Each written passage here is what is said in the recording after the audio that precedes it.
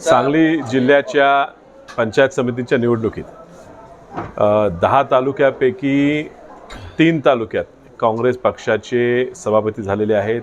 4 तालुक्यात राष्ट्रवादी काँग्रेस दोन्ही मिळून 4 ठिकाणी आलेले आहेत। 2 ठिकाणी शिवसेना एकनाथ शिंदे गटाचे 2 आलेले आहेत आणि भाजप मात्र फक्त एका जत तालुक्यापुरतं मर्यादित सभापतीपद राहिलेलं आहे। हे होणारच होतं।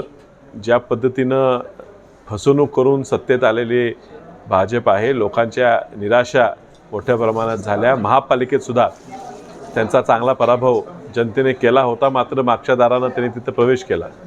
त्या ठिकाणी शिवसेना मागच्या निवडणुकीत सुद्धा आमच्या सोबतीनं आमच्या पाठिंब्यावर ज्या त्यांच्या 2 सीटा आल्या ते 2 सीटा त्यावेळेला महापालिकेत आमच्या राहू शकल्या नाही। राष्ट्रवादीचे सुद्धा महापालिकेत आमच्यावर आले निवडून आलेले लोक, आमच्या पाठिंब्यावर निवडून आलेले लोक आमच्यावर राहू शकले नाहीत। त्याचा भरपाई पंचायत समिती निवडणुकीत मिरज तालुक्यात या दोन्ही पक्षांनी केलेली आहे आणि ह्या ठिकाणी जी निवडून आलेली लोक आहेत ती कुठल्या चिन्हावर आली हे महत्त्वाचं नाही, त्या कुठल्या विचाराची ते महत्त्वाचं आहे। सगळे एकत्रित एका विचाराची म्हणून ही लढाई लढली होती आणि त्यात पुरोगामी विचार जिंकला ह्याचा अभिमान आहे आणि समाधानी आहे।